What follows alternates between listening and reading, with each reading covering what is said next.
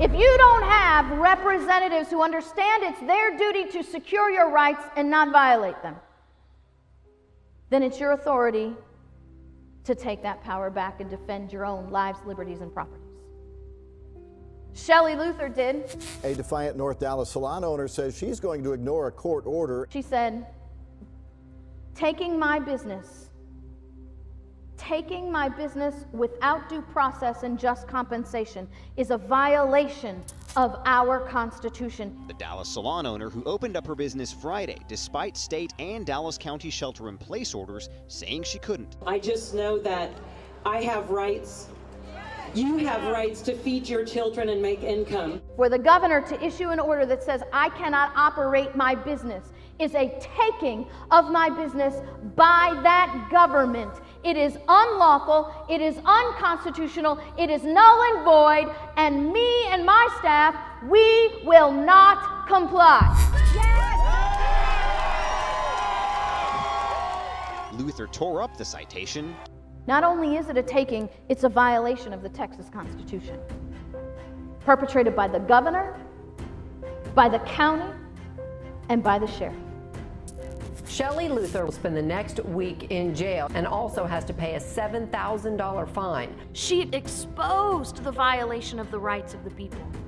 Right now at 11, Governor Abbott takes action over what he calls a nonsensical decision to throw a Dallas salon owner in jail. People who did not connect those dots are now connecting those dots. And now you have a whole movement contacting the local government, contacting the governor. This has to stop. These are our rights.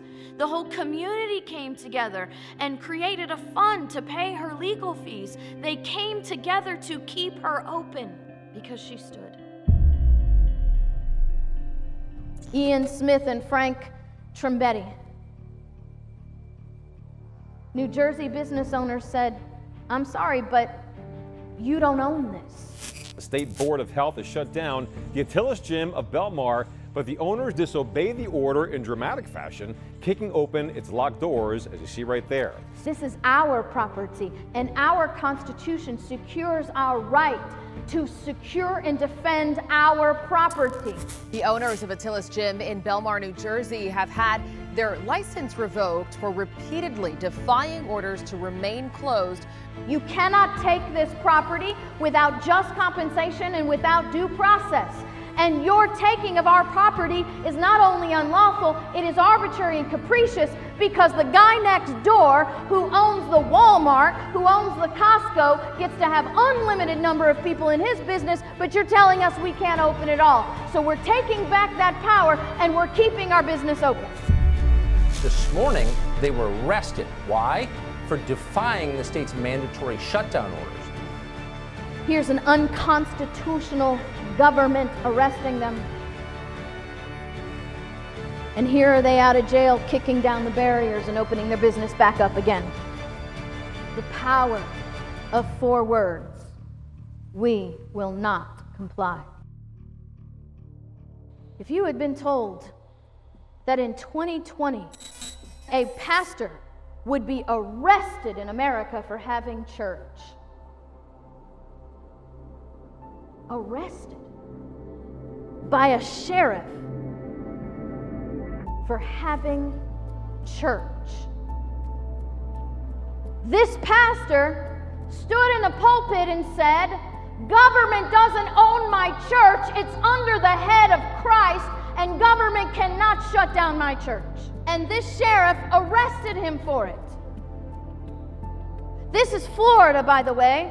I was a prosecutor in the state of Florida for nearly a decade.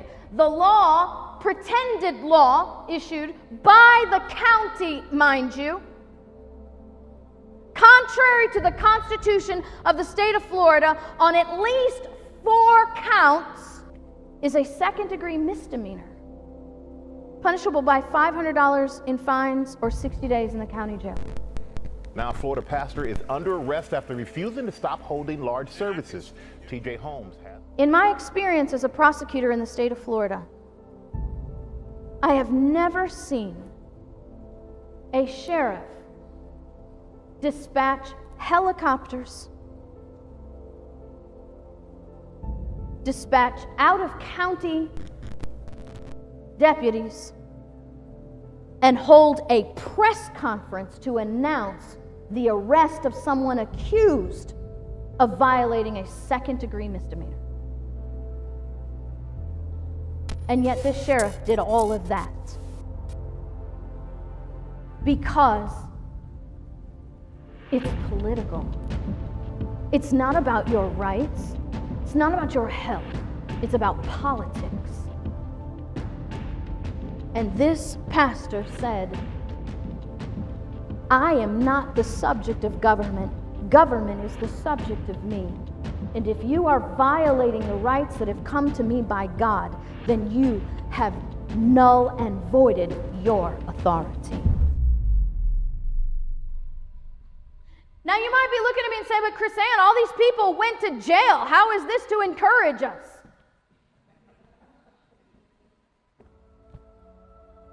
Because if you don't go into it knowing what it's going to cost, you'll never have the courage to follow through.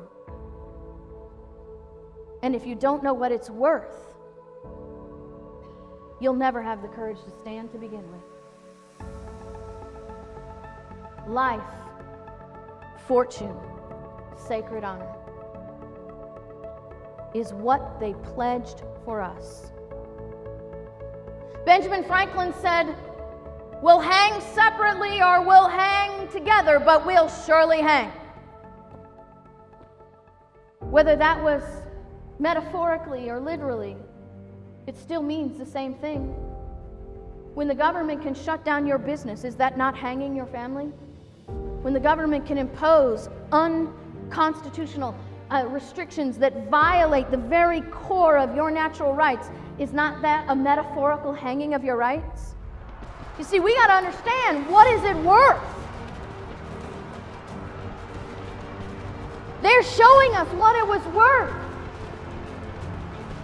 Have we become too pacified in prosperity, too lazy in our luxury, too complacent and compliant in our comfort, to realize that future generations are looking at a government that will be like Venezuela or Cuba or Russia?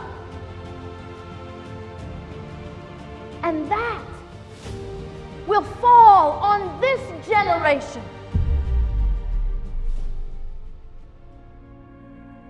You see, it costs to have liberty, but it costs to maintain it. Can you imagine how different our civil rights movement would be today if we even had sheriffs back then that understood their duty? Miss Parks, this law that says you have to live and sit in the back of the bus is a violation of your rights. So here's what I'm going to do. As someone who's taken an oath to secure your rights, you sit wherever you want on this bus, and I will sit next to you and ensure the security of your life and your liberty and your property all the way home. Maybe we wouldn't have the race pimps that we have in politics today, monetizing division and hate in America. So why do our constitutional officers believe that they have an obligation to blindly enforce a law and that somehow will be excused? Samuel Adams said, no people will tamely surrender their liberties nor be easily subdued when knowledge is diffused and virtue is preserved. But on the contrary, when the people become universally ignorant and debauched in their manners, they will sink underneath their own weight without the aid of foreign invaders. You did not lose your business because of ISIS or people crossing the border from Mexico. America's economy, property ownership, and liberty are in jeopardy because we are complying with unlawful authority.